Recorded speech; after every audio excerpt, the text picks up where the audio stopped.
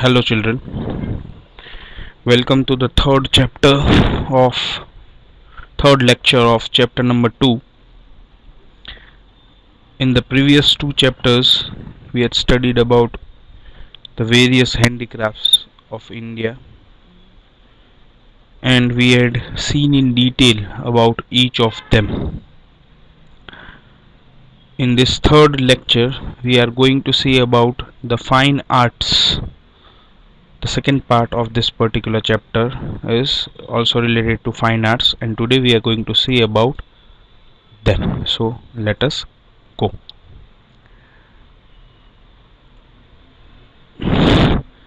Jade work. Now in the last lecture we had seen about various precious stones, and we had seen that Khambat was one of the biggest processing center of such kind of stones and such kind of art. Jade, which is also called locally as akik, is also a precious stone, a kind of a semi-precious stone, and some of the other precious stones which are also found in India and Gujarat are flint.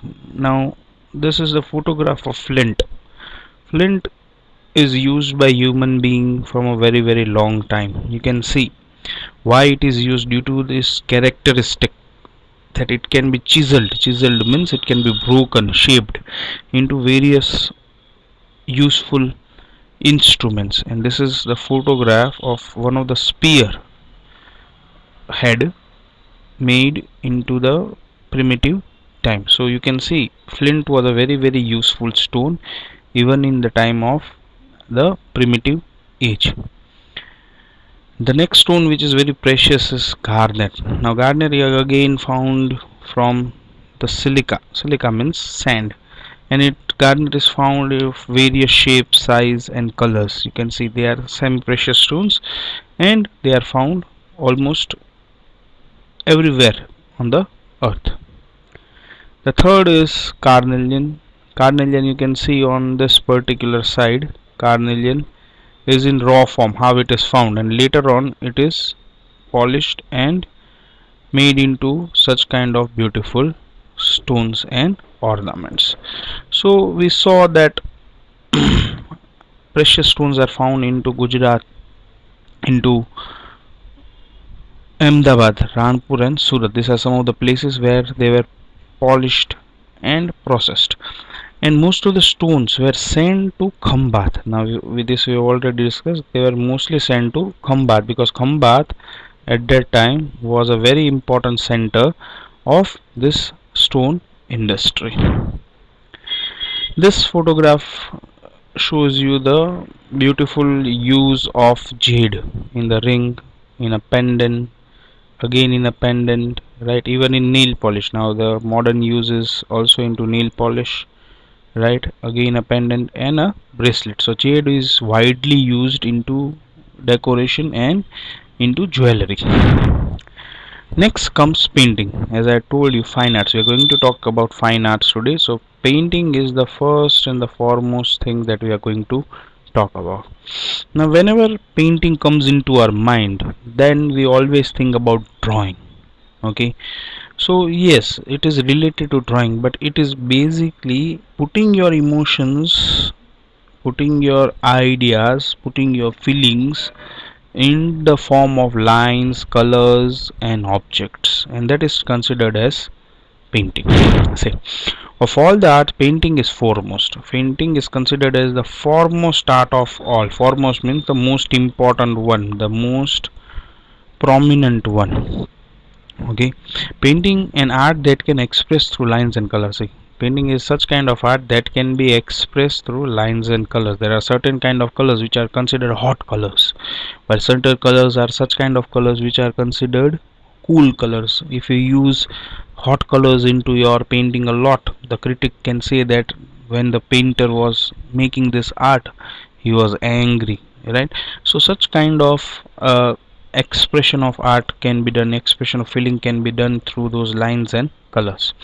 The main aim is to express man's emotions. So the main aim of painting is to express man's emotion, as I already told you. that with painting, with lines and colors, you can express your emotions, you can show your feelings to others. Imitation of animate and inanimate object nature. See, now imitation is copy. Imitation is copy. Now what is painting then? Painting is imitation, copy of animate and inanimate objects. Now from where do we take the inspiration for a painting? We take inspiration from nature, right? We take inspiration from animate objects. Animate means living objects. Animate matlab living object, while inanimate means non-living object. We take examples, we take inspiration from animate objects, and we also take inspiration from inanimate objects that are found into nature. So you can say that painting is basically a imitation of nature, a copy of nature done by man. In Vishnu Puran, what does Vishnu Puran say about the painting?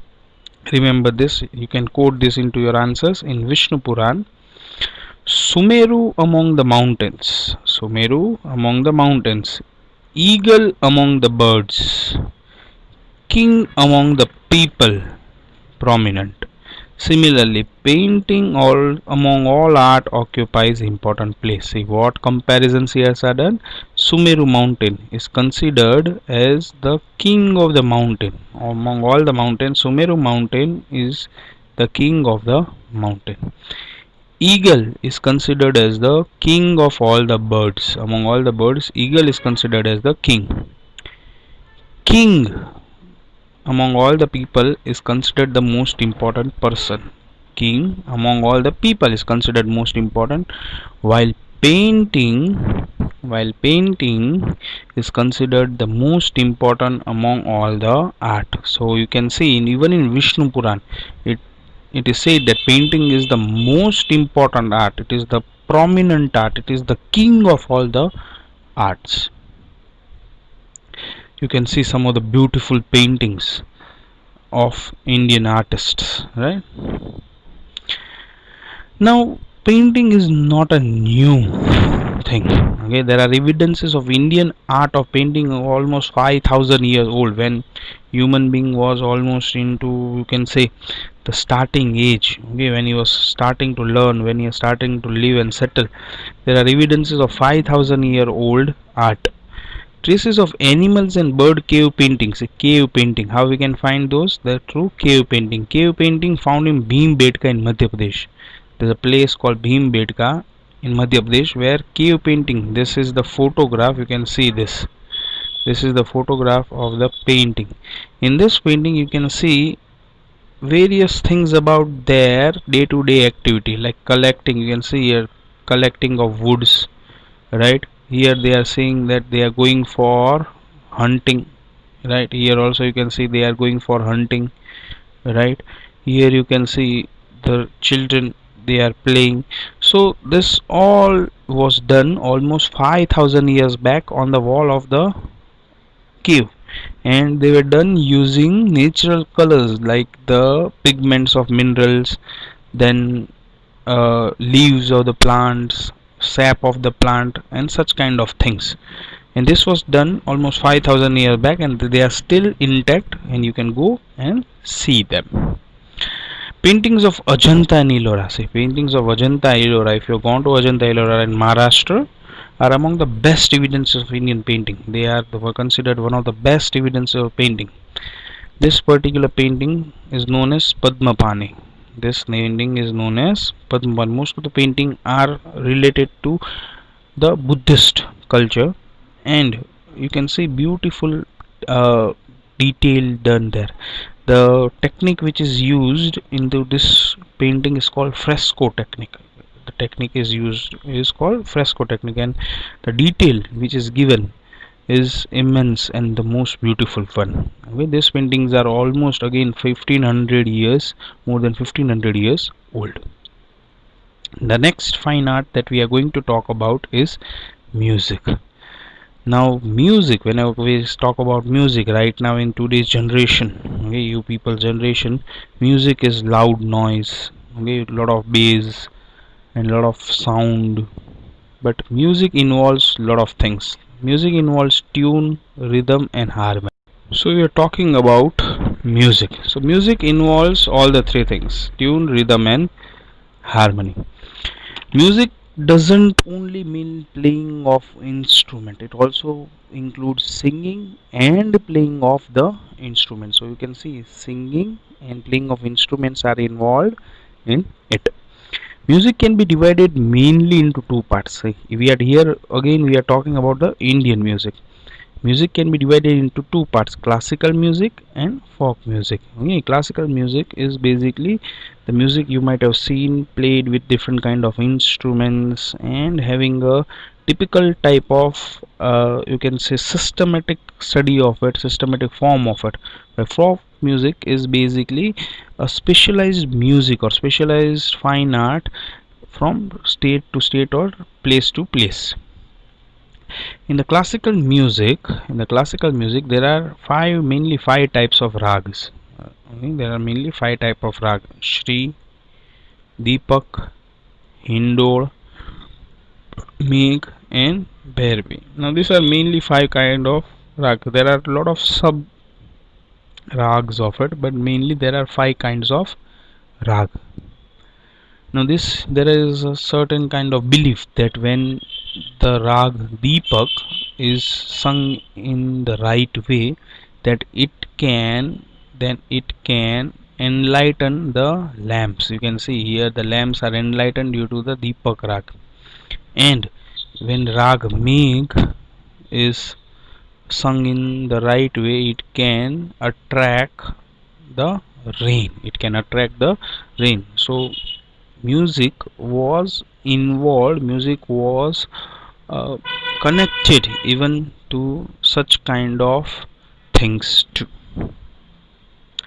Now all rags originate from the Panchmukh of Lord Shiva. So it is believed that all the rags have originated from the Panchmukh of Shiva. Now Shiva, there is a form of Shiva which has five faces. Panchmukh. Only the five faces are Satyajit, then Vamdev, then Aghoraya, Tatpurush, and Shana. These are the five faces. You might have seen idols of Lord Shiva in the Panchmukhi form in various temples also. There are five faces, right? And it is believed that all these rags have originated from the Panchmukh of the Lord Shiva. Samdev. Now, out of this four Vedas, Samdev is called the Gangotri of music. Gangotri is the origin place of the music. Now, we have already seen that there are four Vedas, and out of that, Samdev is considered as the musical book because it have the musical form of the literature, the verses into it, and how they should be sung, in what rhetorical manner they can be pronounced. All that is mentioned into Samdev. Now we are going to learn about the text of the music. There are, like, you have textbooks of math, science, English, social science. Same way, there are texts, there are books related to music, and some of the books of music are considered very, very important, right? Among them, Sangit Markarand is considered one of the most important book. Sangit Markarand is considered one of the most important book. It was written by the scholar Narad. You can see the photograph of Narad here. Written by scholar Narad in about 900 BC. See, it was written almost 900 BC, means 9,900 years before the birth of Christ. It describes about 19 veenas and 101 rhythm. So it describes about 19 kind of veena, different kind of veenas, and 101 kind of rhythm. Okay, so this is considered one of the very, very important book of music. The next book is Sangit Ratnakar. The second important book is Sangit Ratnakar. It was written by Pandit Sarangdev. See, who was the writer of this book? Pandit Sarangdev of Daulatabad. Now, Daulatabad is situated, you can say, almost in the middle of India, and that's why Pandit Sarangdev was very familiar with the north and southern Indian music. Now, if you study the music, the North Indian music and the South Indian music is almost different. They are very, very different from each other. And as Pandit Sarangdev was settled into Daulatabad, so he was familiar with both kind of music, the South and the North, and he has mentioned beautifully the various aspect of the southern and northern Indian kind of music into this book, Pandit Ratnakar. That's why it is considered one of the most important books of music. Third is Sangit Parijat. Sangit Parijat. It was written by Pandit Ahobole. Pandit Ahobole in 1665. So it was written in 1665. It is mainly book on northern Hindustani music. See, this book is related to northern Hindustani music. He said that rag have individual identity and character. Pandit Sar Ahobole said that each rag have individual identity and characteristics. See, it have different kind of identity and different kind of characters. They are not similar like human beings, they are separate from each other. He has described 29 type of tunes. Different 29 type of tunes are mentioned by Pandit Ahobole in his book Sangit Parijat.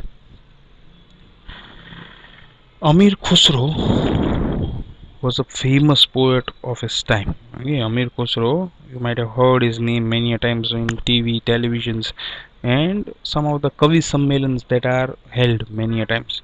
Amir Khusro was a very, very important poet of that time, and he was also known Tut-e-Hind. Tut-e-Hind. Tut-e-Hind means the parrot of India. The parrot of India. Why he was called the parrot of India? Because he was a beautiful poet. He was writing poetries that were considered one of the most beautiful poetries of his time. There were also very beautiful and very good writers, many writers, but as he had gone patronage from the kings, he was more of a important person.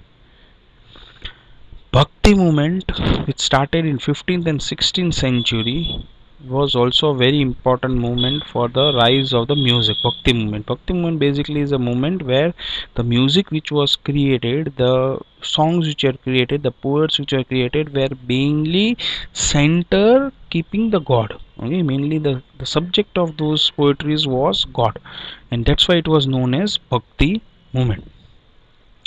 The Bhakti Sangeet, okay, mainly the bhajans and all were created into it. Bhakti Sangeet of Chaitanya Mahaprabhu, you might have heard the name of Chaitanya Mahaprabhu. Here you can see Chaitanya Mahaprabhu. Kabir, right? Dohas of Kabir you might be studying. Tulsidas, Mirabai and Narsi Mehta were very famous. Okay, here the photograph of Mirabai. So this Bhakti Sangeet, the you can say the hymns, the bhajans which were created by Chaitanya Mahaprabhu, Kabir, Tulsidas, Mirabai and Narsi Mehta were very, very famous, and that gave a great impetus to the music of India. Right, you can see the photograph of Narsi Mehta. Right? So we'll keep till here in this particular chapter.